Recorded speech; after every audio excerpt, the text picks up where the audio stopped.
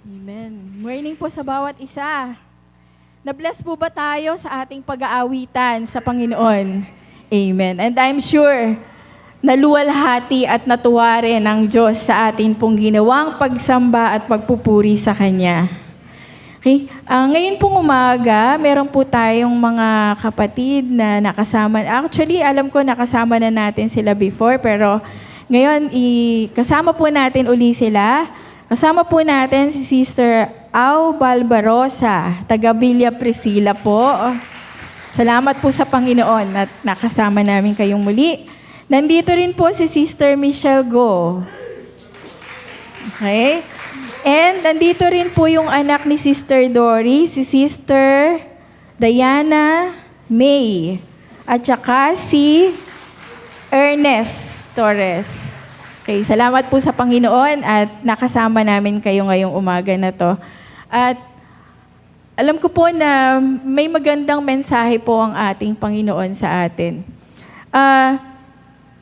Nag-start po tayo ng parang mini-series natin in connection po dito sa ating theme for this year, di ba po? Ang 5G. So, nandito muna po tayo sa part of growing. Okay? But before that, sige nga po, kailangan kasi ano dito sa puso natin kung ano ba yung mission and vision ng ating church. Sige nga po, pwede po ba tayong tumayo? Kung hindi nyo po memorize, sige po, pwede nating tingnan dito. Pero sambitin natin ng merong with conviction sa ating mga puso. Sige po, ano ba yung vision natin? Sabihin po natin, we are lovers of God and His people, growing, glowing, and going together under His shelter. Yung mission naman po natin, we exist to love God and His people, nurturing a community that grows in faith, glows in Christ's love, and goes together to serve under His shelter. Amen. Hallelujah. Sige nga po, bago tayo umupo, manalangin na po tayo. Father God, we thank you. Salamat po sapagkat lagi kang nandito in the praises of your people. And Lord, this is our prayer na naitaas ka namin, naluwalhati namin ang pangalan mo. Nabigay namin yung glory at papuri na sa'yo lamang tanging nararapat.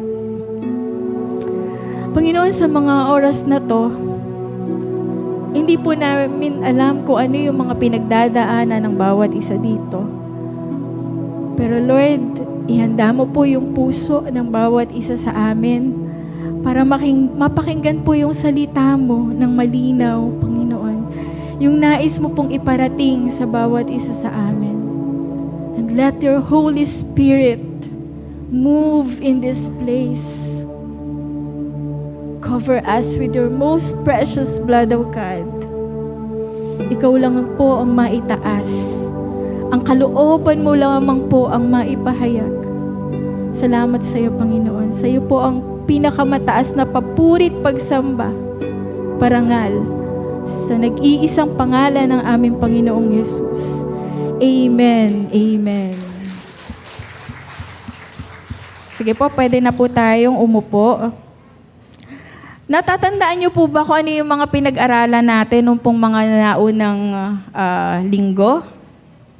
Grow in, ano po yung unang-una, yung tinuro sa atin ni Pastor Arn? Grow in faith. Eto, siguro yung tinuro ni Pastora, hindi natin makakalimutan. Ano po yun? Grow in finances, di ba? So, yung faith na to na nag-grow, kapag in-apply natin sa ating finances, magmamanifest po ito. Diba? Then, last week, yung pong dinala sa atin ng Panginoon is growing in fellowship. So, nalaman natin kung ano yung mga tama, paano tayo dapat makipag-fellowship, at paano yung mga hindi naman dapat gawin pagpe-fellowship. Kaya sabi ni Pastor Arn, ibinigay daw sa akin tong grow in the fight. Sabi ko, nag-fellowship tayo last week. Ngayon ba mag-aaway-away naman tayo? Of course not. Siyempre po hindi, no? Actually, sobrang nahirapan po ako dito sa topic na to.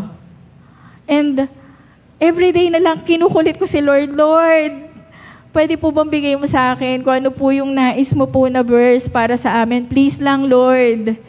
Binabalik-balik niya ako dito sa Habakuk hanggang kahapon, Lord. Ano po ba talaga? Parang ayoko to eh. Parang ganun. Ano po ba talaga? Pero wala po eh. Ito talaga yung binigay ng Lord sa atin for today. Habakuk 3:17 to 19. Kaya basahin po natin yung Habakuk 3 verse 19. Ang Panginoong Yahweh ang sa akin nagpapalakas. Tulad ng usa, tiyak ang aking mga hakbang. Inaalalayan niya ako sa mga kabundukan. Sa English, the sovereign Lord is my strength. He makes my feet like the feet of a deer. He enables me to tread on the heights.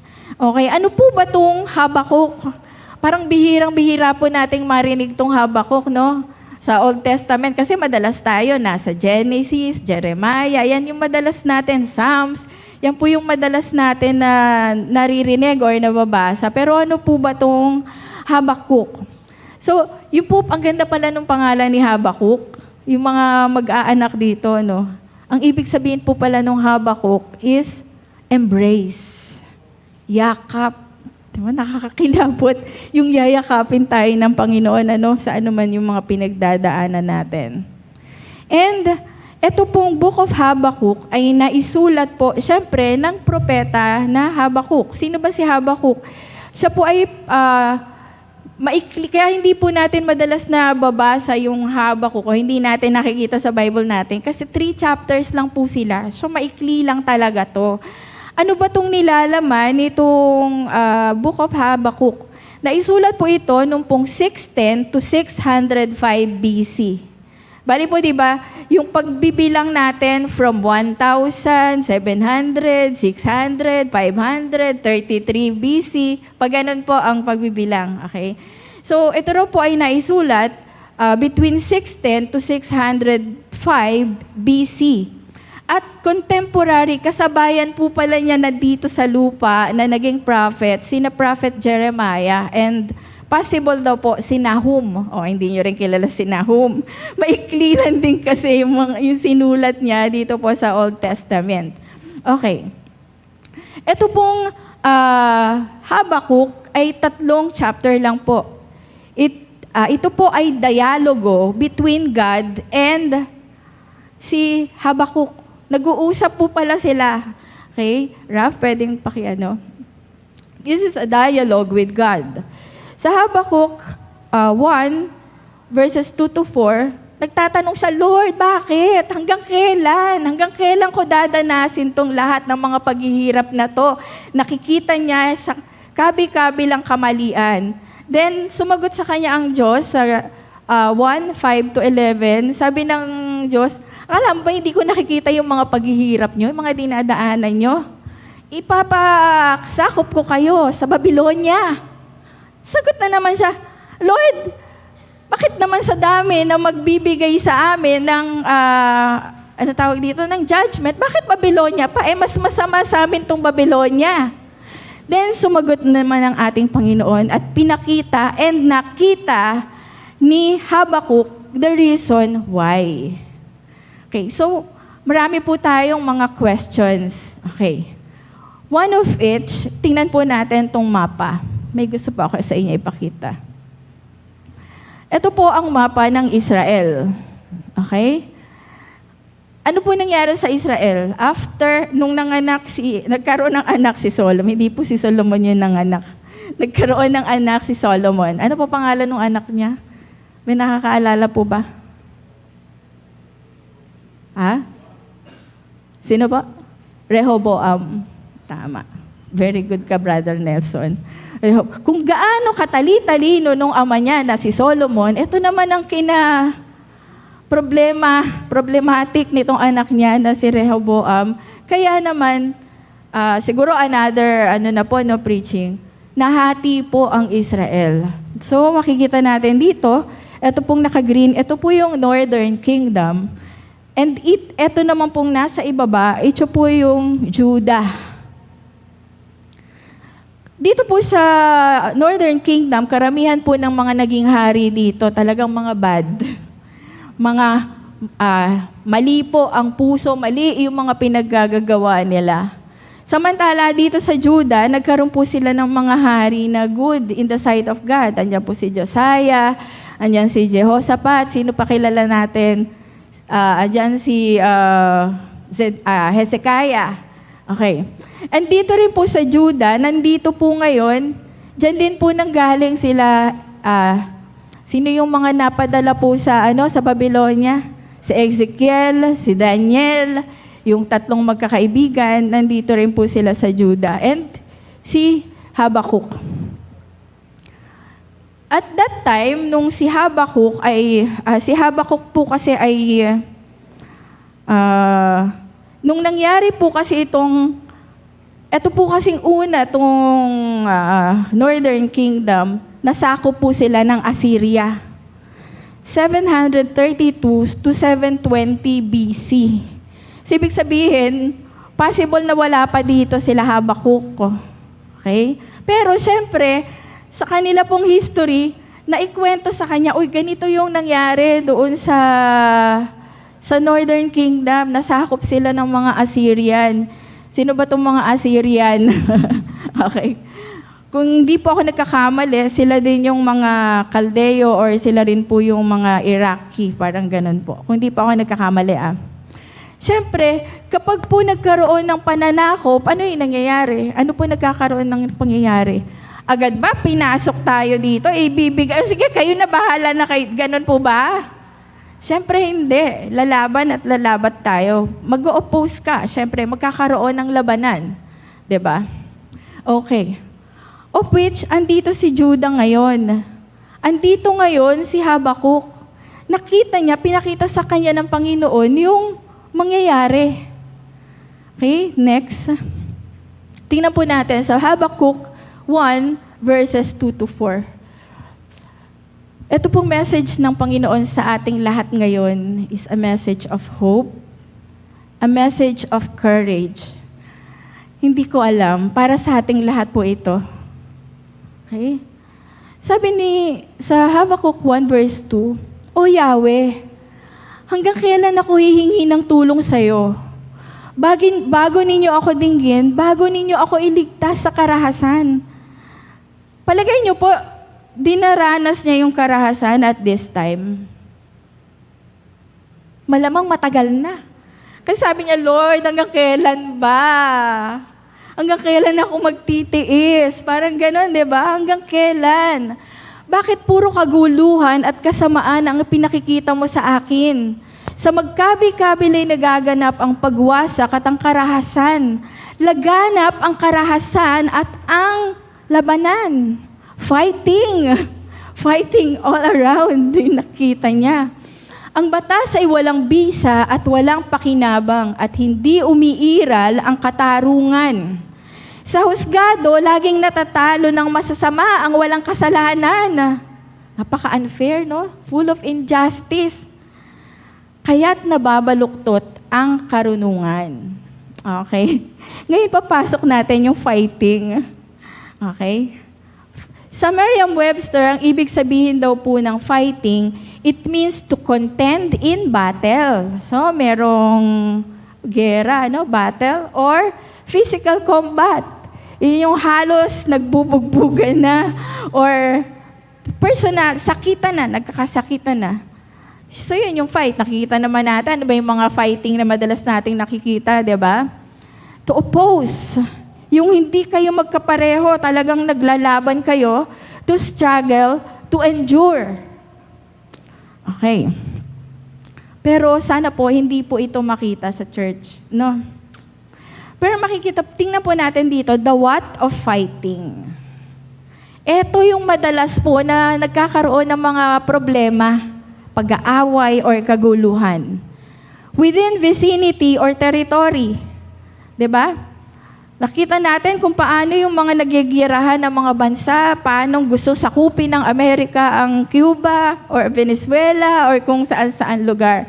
And syempre, hindi naman agad nila ibibigay yan. Gagawin nila lahat para to prevent kung ano man yung ginugusto ng isang mas malaking bansa para sa kanila, di ba?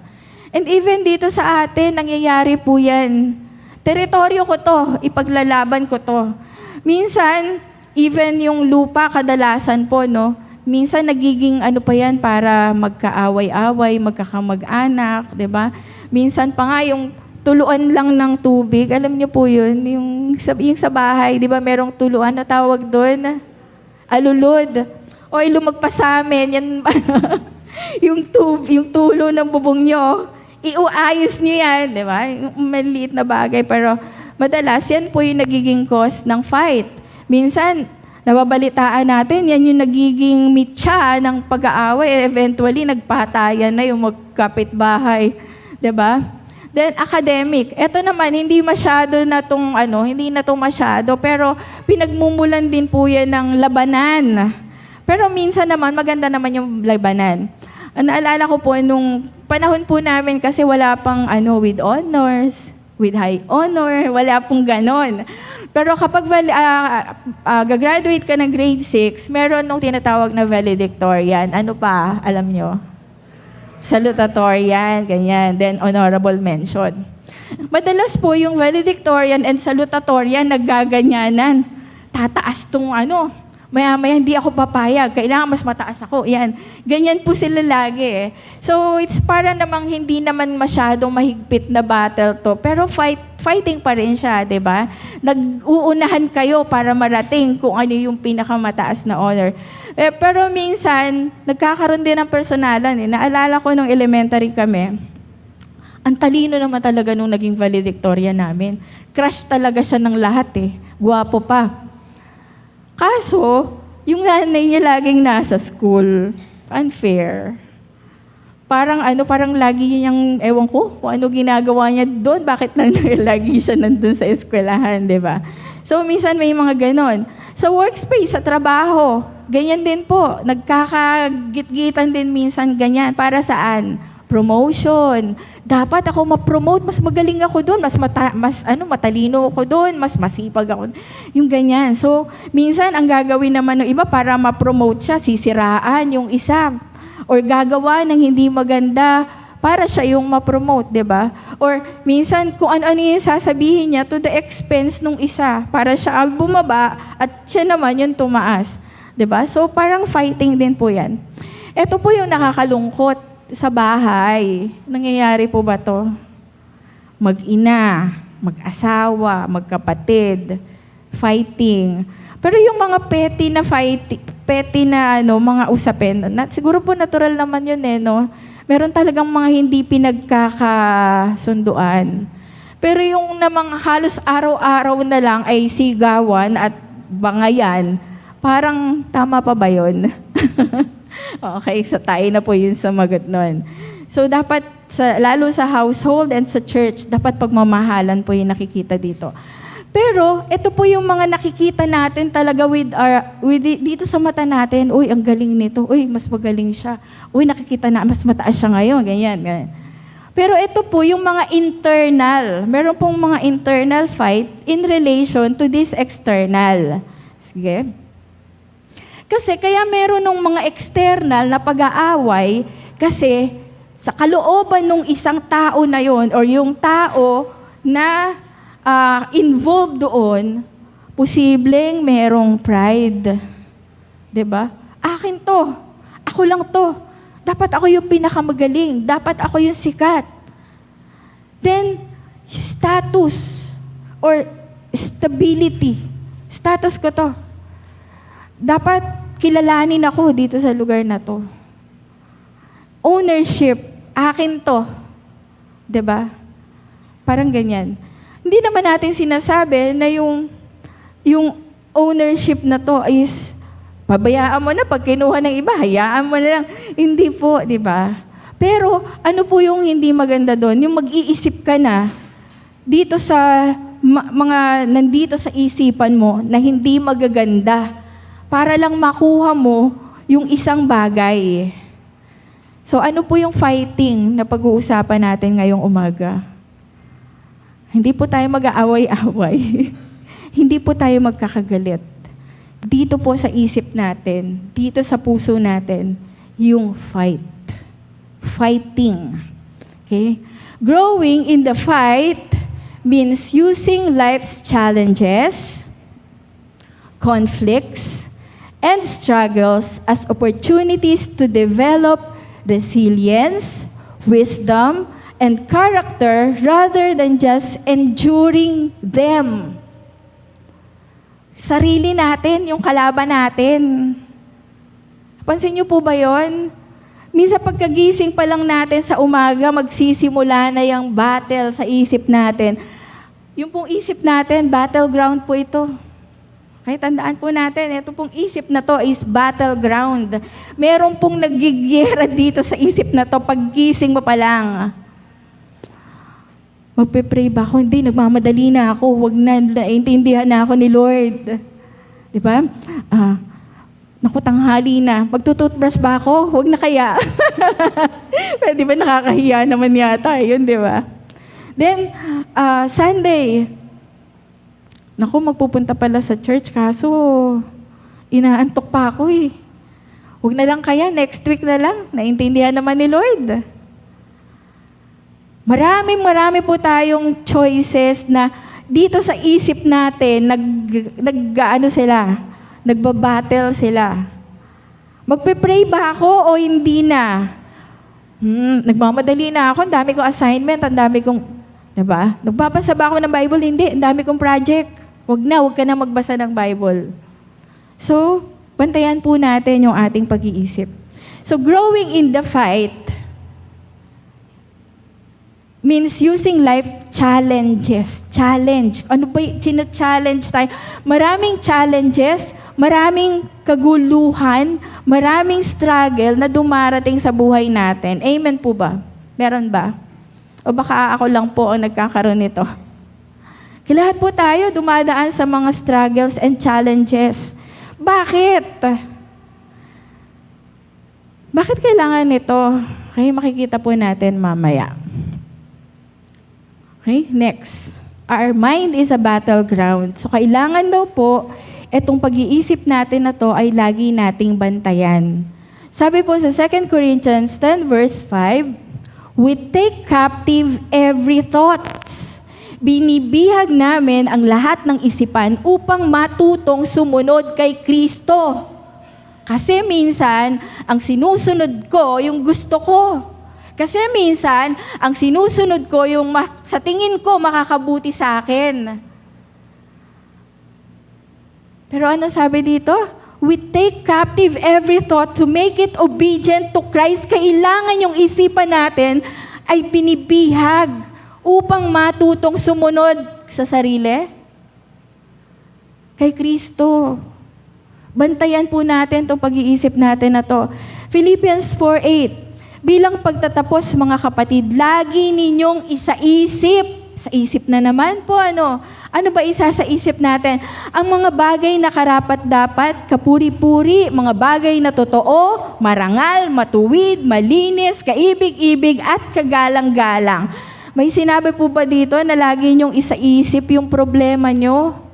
Lagi ninyong isaisip yung mga gumagambala sa inyo? Okay.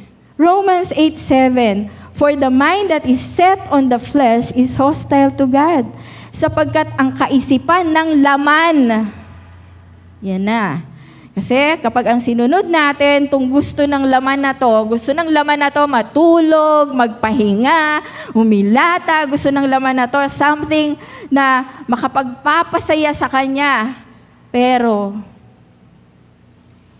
hindi para sa Panginoon. Okay? So, next. Sabi natin kanina,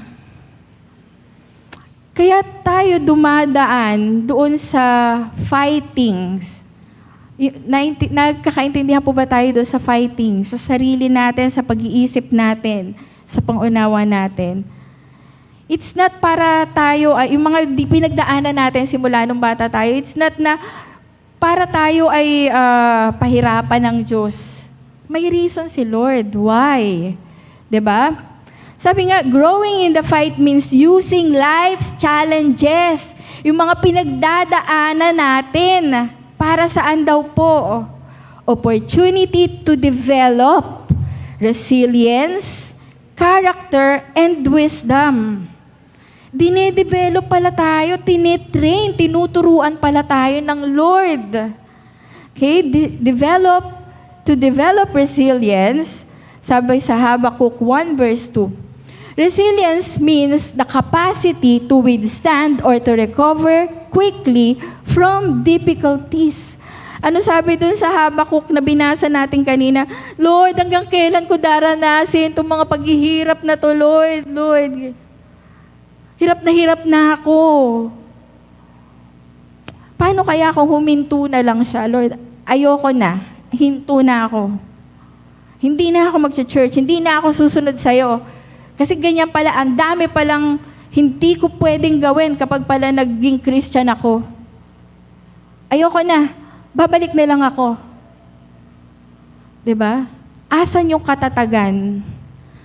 Katatagan, the capacity to withstand or to recover quickly from difficulties. Ito po, may papakita po ako sa inyo na kailangan po lagi nating bantayan, turuan po yung ating, especially yung mga kabataan natin na naririto. Nakita ko po ito, suicide statistics in the Philippines. Ano ba yung suicide? Siguro alam naman natin lahat, no? Marami pong nagpapakamatay. Nagugulat na lang tayo, merong magpa-flash dun sa Facebook natin or sa cellphone natin. May tumalon sa third floor ng Trinoma. Merong tumalon doon sa LRT. At kung ano-ano pa po. Okay? Next. Sabi po, meron pong age demographic dito. Suicide rates are particularly high among young people aged 15 to 29. Pareho raw pong babae o lalaki. The suicide rate among the 15 to 24 group has been steadily increasing, pataas ng pataas. Sabi po, meron daw pong pag-aaral na yun daw pong mga bata na hindi pag may hiningi sa magulang, okay, bigay, laging bigay. Never no. So, hindi sila tumatanggap ng no na answer. Hindi nila natutuhan yung ma-turn down. Kaya pagdating nung matanda na sila, at dumating sa kanila yung paghihirap na yon, or dumating sa kanila yung challenge na yon, hindi na nila alam kung paano tanggapin. Kasi hindi nila naranasan kung paano mapagalitan, hindi nila naranasan kung paano ituwid yung mga pagkakamali nila. So, ano nangyayari? Nagsusuicide. Alam niyo po, especially mga kabataan po na naririto, no? Maaaring marami kayong mga challenges na dumarating sa buhay ninyo. Na break up, or maaaring, di ba, meron pa nga akong nabasa, binagsak ng teacher, nagpakamatay. Alam mo, instead of gawin, yun nga sabi natin battleground tong isip natin Sabi ng isip niya, hindi nagaganda buhay mo, tingnan mo, bagsak ka, wala ka na, hindi ka na makakapagtrabaho ng maganda, magpakamatay ka na lang. Sinunod niya. Pero alam niyo po, kung yung tao na yon naging matatag siya, marirealize niya pagtanda niya, kahit pala hindi ako nakapasa dun sa mas maganda pala yung naging trabaho ko ngayon. Alam niyo po ba na maraming mga engineer or iba't ibang mga accountant nasa sales? May mga title po sila, pero ngayon nag-e-excel sila sa sales. Milyon ang kinikita nila. Diba, minsan kasi parang, especially pag bata ka, parang, ang bigat naman ito. Parang, pero hindi mo alam, binrake ka ng boyfriend mo, ng girlfriend mo, or ano pa man. Ayaw kasi ng Lord dun eh. Kasi may mas magandang ibibigay pala sa'yo si Lord. 'Di ba? So, yun po yung mga challenges na kinakaharap ng tao that will develop our resilience. Naalala ko po, pasensyahan niyo na po ako minsan lang naman po ito. Nung bata ako, ewan ko kung alam ng nanay tsaka tatay ko to, lagi po akong malungkot. Lagi akong parang, kasi doon sa bahay ng mga lola ko, para po kaming alam niyo po yung parang nasa militar. Imagine niyo po, kakain na lang kami nasa hapagkainan kaming ganyan. Laging, wag maingay ang bibig. Yung kutsara, wag patutunugin. Yung pagkain mo, dapat hindi ka lalagpas doon sa bilog. Pagkain pa lang po yun. And pag upo mo, ayusin mo yung pag-upo mo. At bata pa lang ako, feeling ko, ano ba to? Lahat na lang ng ginagawa ko, mali. Wala na yata ako nagawang tama. Diba? Paano kung naisipan kong maglaya? Sa'yo ko na dito. Wala akong katahimikan, lahat na lang napapansin, lagi na lang akong mali. Pero ano po yun? Yun po yung nag-develop sa akin ng resilience. Naging matatag ako. Nag-develop po yun ng character ko. Na, ngayon ko nare-realize, mabuti pala naranasan ko yun. Mabuti pala naranasan namin yung ganun. Ngayon, nung tumanda ako, tsaka ako na pag binabalikan, natutuwa ako doon sa lola ko. Mabuti pala. Kasi, nung dumating na yung time na matanda na siya, may mga apo rin siya na pinalaki, hindi na ganun. Ang layo po nung naging namin, nung lifestyle namin ng mga bata na yun. So, minsan akala lang natin, mga bata tayo, sobrang hirap na nito. Alam niyo po, pag tumanda kayo, mas lalong mahihirap yung dadanasin ninyo. Kaya ngayon palang bata kayo, unti-unti minomold tayo ng Lord to have resiliency para maging matatag tayo hanggang sa ating pagtanda. Then ano pa po yung dinedevelop ng Diyos? Character. Makikita po natin to sa Romans 5 verses 3 to 4. Ano po yung sinasabi ng Romans 5, 3 to 4? Kung may Bible po kayo, pwede kayong magbasa. Bukod dito, nagagalak tayo sa ating mga pagbabata sapagkat alam natin na ito'y magbubunga ng pagtitiyaga. At ang pagtitiyaga ay nagbubunga ng katatagan. At ang katatagan ay nagbubunga ng pag-asa. Merong isang version po akong nakita, ang ganda nung version niya sa Romans.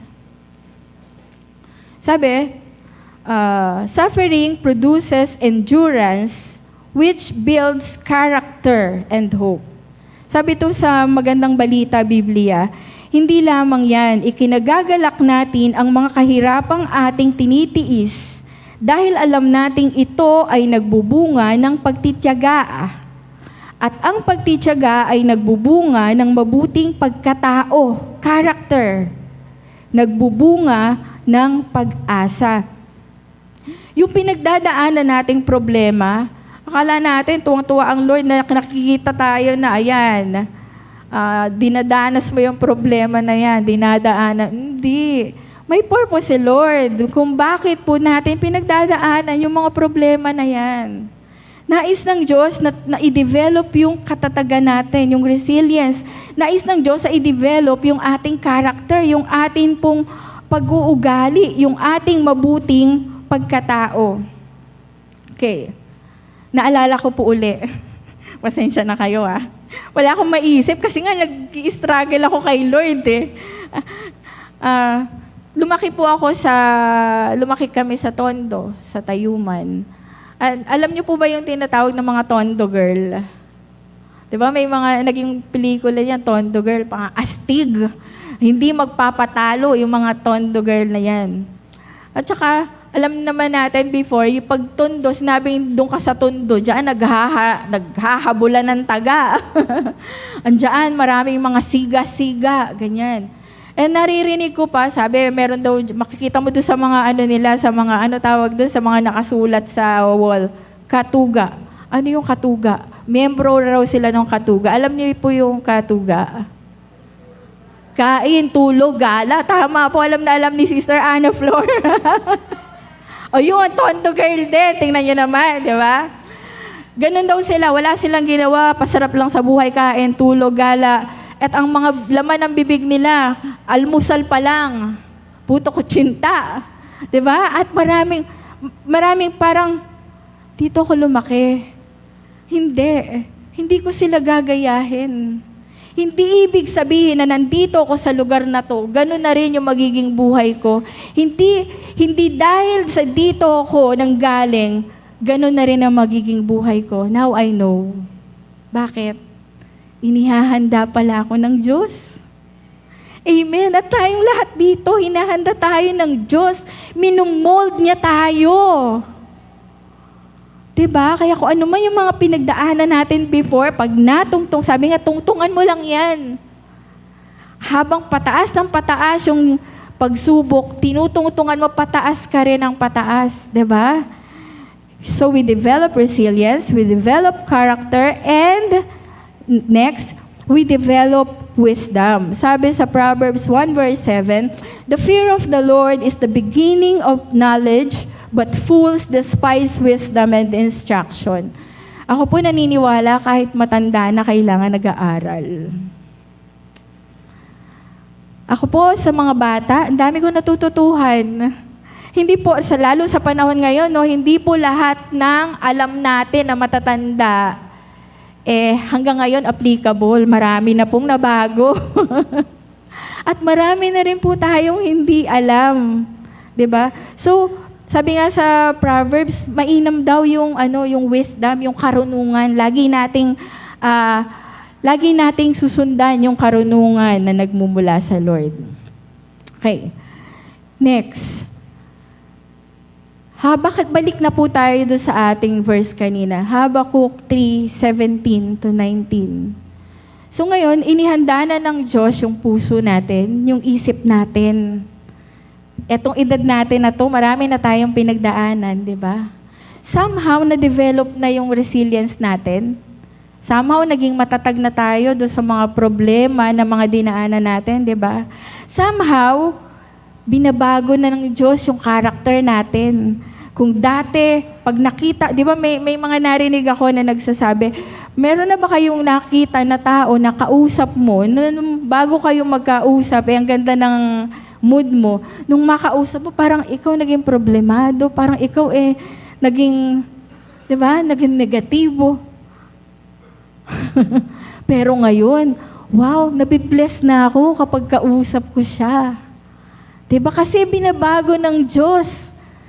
Diba? Tayo ay unti-unting binabago ng Panginoon. And yung wisdom, paano natin makukuha ang wisdom ng Diyos? Magbabad po tayo sa salita niya. Huwag sa salita ng kapitbahay o huwag sa salita nung nasa FB or mga TikTok na yan. Magbabad po tayo sa salita ng Panginoon. Balik po tayo sa Habakuk 3:17 to 19. Nung una, eto siya. Sabi niya, paano na lang? Kasi nakita niya magkakaroon ng gigirahin, ika-capture, bibihagi ng mga Babylonia ang Israel. Nakita niya, syempre, kapag binihag or kapag sinakop yung isang lugar, devastation, pagkawasak, di ba? Sabi nga, pati yung kanilang templo, winasak So, lahat na bahay, winasak.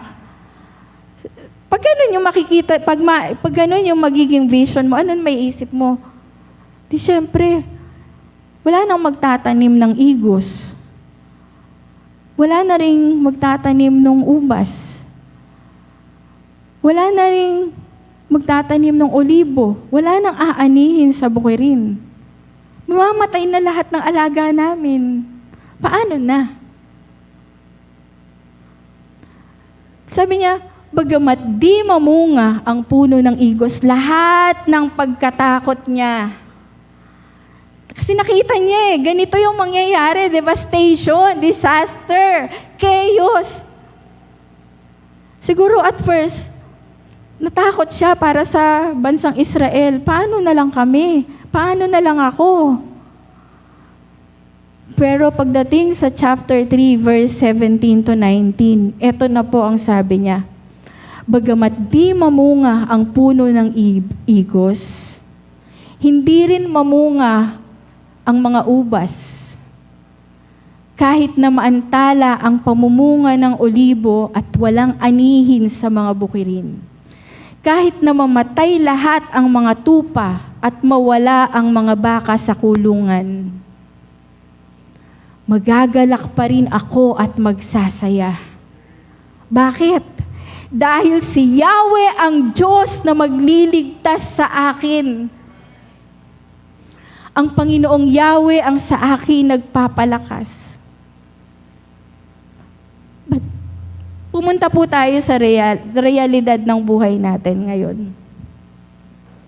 Ano nangyayari sa paligid?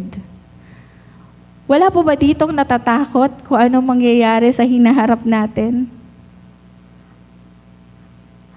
Paano na lang kung hindi pa matagalan bago matapos yung gyera? Paano na lang kung tumiretso sa World War III?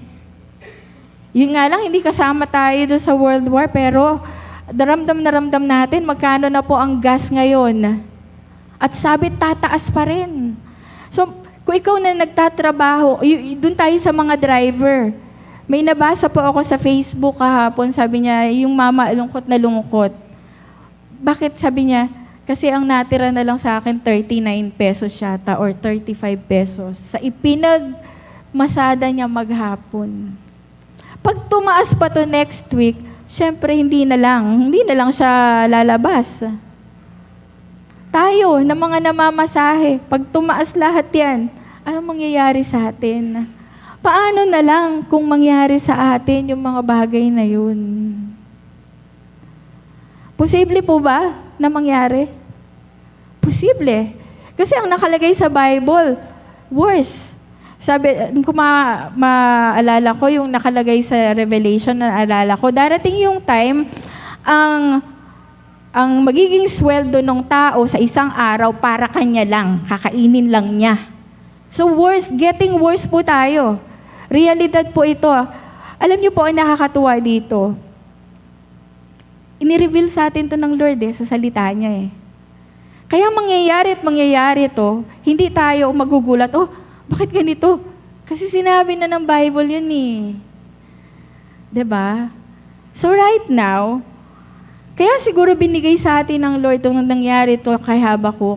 Nakita niya lahat. Ito yung mga posibleng mangyari Pero, the Lord trained us na maging matatag. Yun po yung gusto ng Diyos sa atin. Maging resilient. Yung character ba natin, kapag wala na naman yung lagayan natin ng bigas, magwawala na tayo, magsisisigaw na tayo, ano ba yung gagawin natin? Or, kaya pa ba nating papurihan ng Diyos kapag dumating yung bagay na yun? Amen. Diba? Amen. Then, isa lang po sigurong sa atin pong mga magulang na nandito, Siguro po turuan natin yung ating mga kabataan, yung pong ating mga anak ng simpleng buhay. Kasi at the end of the day, yung faith natin, yung magiging pananggalang natin, yung pananampalataya natin sa Panginoon, hindi kailangan natin na laging meron niyang mga bagay na yan. Turuan po natin yung ating mga kabataan na ganyan. Bagamat mangyari sa atin, yung mga pinoforesee natin, yung mga sinasabi sa mga balita na yan. Verse 18. Kaya po ba nating sabihin to? Sige nga po, bigkasin natin ng malakas. Umpisahan natin dito Bagamat di namumunga ang puno ng igos at hindi rin namumunga ang mga ubas, Kahit na maantala ang pamumunga ng olibo at walang anihin sa mga bukirin. Kahit na mamatay lahat ang mga tupa at mawala ang mga baka sa kulungan, maggagalik pa rin ako at magsasaya dahil si Yahweh ang Diyos na magliligtas sa akin. Ang Panginoong Yahweh ang sa akin nagpapalakas tulad ng usa. Tiyak ang aking mga hakbang, inaalalayan niya ako sa mga kabundukan. So instead of fear, ito po yung gusto ng Diyos na manatili sa atin po, sa ating mga puso. And isa pa pong verse na napakaganda po nito at palagay ko kailangan nating i-memorize. Habakkuk 2 verse 4. Sige nga po, basahin natin. But the just shall live by his faith. So kailangan po talaga na mag-grow ang ating pananampalataya. Amen po. Inihahanda tayo ng Lord. Hindi po tayo dapat matakot kasi pinupurify niya ang kanyang bride. Inihahanda tayo ng Lord para doon sa isang kasalan. Ayaw ng Diyos na may mawala sa atin. Kaya ipinupurify tayo ng ating Panginoon.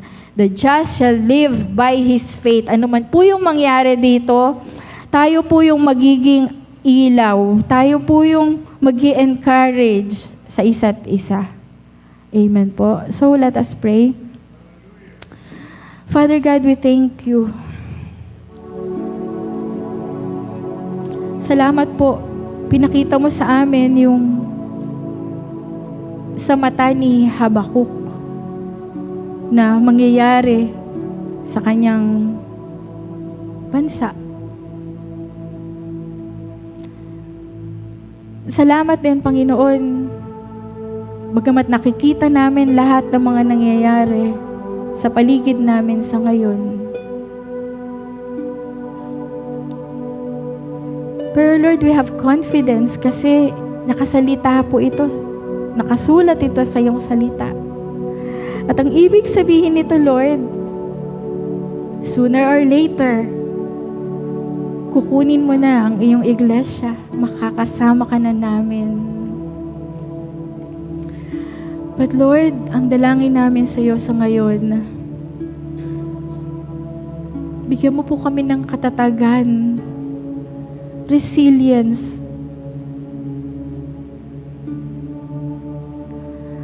Huwag kaming matakot doon sa mga nakikita namin sa hinaharap. Gawin mo po kaming farsighted, Lord, na ang makita namin yung mga ginagawa mo dahil hawak mo ang buong mundo, hawak mo ang buhay namin, at alam mo ang iyong ginagawa. Patuloy mo po kaming baguhin, Lord, yung karakter ng isa't isa. Nawa, Lord, whether maganda or hindi maganda yung aming buhay sa ngayon, makita pa rin yung karakter na hinuhubog mo para sa iyong mga anak sa amin. At patuloy mo kaming bigyan ng karunungan na nagmumula sa iyo. Kung ano yung mga dapat naming gawin sa hinaharap. At huwag mo rin po kaming hayaan, Panginoon, na madaya. Dahil napakarami pong mga pandaraya na ginagawa ng kaaway sa panahong ito. Lord, we thank you. Salamat po.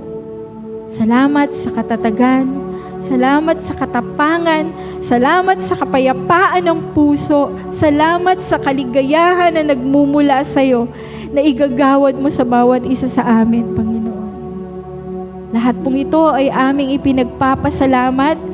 Pinapapurihan ka, dinadakila ka, itinataas namin ang iyong pangalan, O Diyos, na aming kalakasan. You are Jehovah Jireh. Ikaw yung aming kasapatan, Panginoon.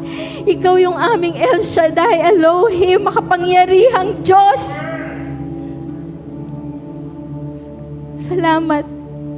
Salamat po sa iyo, aming Ama. Lord, napaka makapangyarihan mo. Napakadakila mo. And yet, pumayag ka na tawagin ka naming Ama. Lord, continue to mold us. Maging kamukha namin ng aming Panginoon. At tulungan mo kami, Panginoon, malampasan lahat ng mga dumarating na to sa amin. Buhay sa aming paligid. At turuan mo kami, Panginoon, na ihayag ang iyong salita. Yung mabuting balita ng iyong isalita, Panginoon. Para sa mga hindi pa nakakikilala sa iyo. Salamat po, O Diyos, sa iyo po ang lahat ng papuri at parangal. Sa pangalan ng aming Panginoong Jesus na aming minamahal. Amen. Amen.